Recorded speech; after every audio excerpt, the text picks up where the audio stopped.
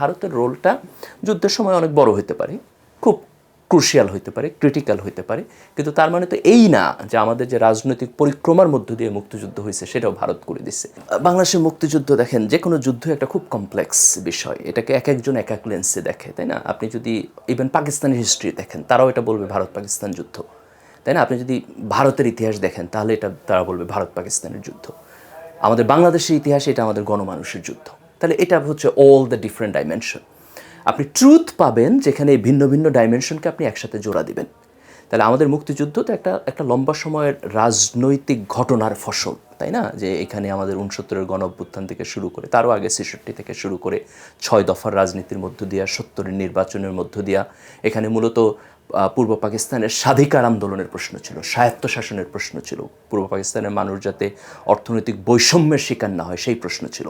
তো সেই রাজনীতি যখন ৭০-এর নির্বাচনের মধ্য দিয়ে পাকিস্তানের গণতান্ত্রিক কাঠামোর মধ্য দিয়ে এটা সমাধান হয় নাই, এটার কনসিকুয়েন্সের মধ্য দিয়ে আমাদের মুক্তিযুদ্ধ হয়েছে।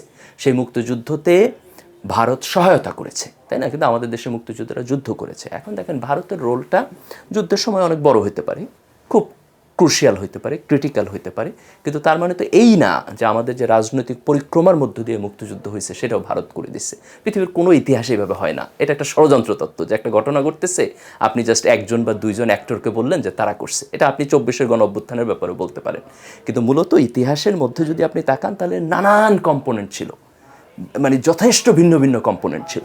তো ভারত আসলে এখন যেটা করতেছে এটা হচ্ছে স্রেফ রাজনীতি। বাংলাদেশে তাদের একটা আধিপত্যবাদী রাজনীতি ছিল এবং আছে। হাসিনার ফ্যাসিবাদের সময় তারা এই জিনিসটাকে খুব ভালোভাবে আপনার ম্যানুফ্যাকচার করতে পারছে। আজকে যখন এই দেশের তরুণ এবং ছাত্র জনতা রাস্তায় দাঁড়াইয়া হাসিনার ফ্যাসিবাদের পতন ঘটাইছে এবং ভারতীয় আধিপত্যবাদের পতন ঘটাইছে, এখন তারা রিয়াকশনারি হিসাবে এই কাজগুলো করতেছে। জুলাইয়ের গণ অভ্যুত্থানে তো তরুণদের একটা বিশাল পার্টিসিপেশন ছিল, তাই না? যারা শহীদ হয়েছে, যারা আহত হয়েছে, তাদের মধ্যে একটা লম্বা অংশ আমাদের দেশের তরুণ প্রজন্ম। জনসংখ্যার অনুপাতের দিক দিয়েও আমাদের তরুণ প্রজন্মের সংখ্যা এখন অনেক বেশি। তাহলে আমরা যদি একটা ভালো রাজনীতি তৈরি করতে চাই, যে এই রাজনীতি বাংলাদেশের ভবিষ্যৎ বিনির্মাণ করবে, তাহলে তরুণদের রাজনৈতিক প্রসেসে পার্টিসিপেশন লাগবে।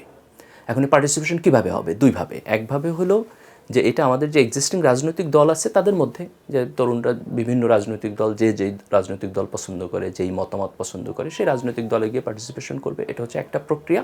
আর আরেকটা প্রক্রিয়া হলো তরুণরা নিজেরাই রাজনৈতিক দল করবে।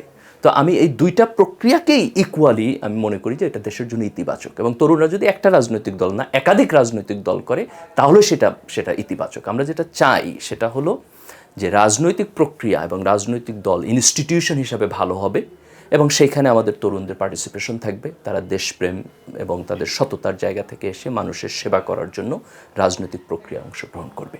কাজে আমি তরুণদের পার্টিসিপেশন এবং নতুন দল করা, এই দুটোকেই ইকুয়ালি আমি অ্যাপ্রিসিয়েট করি।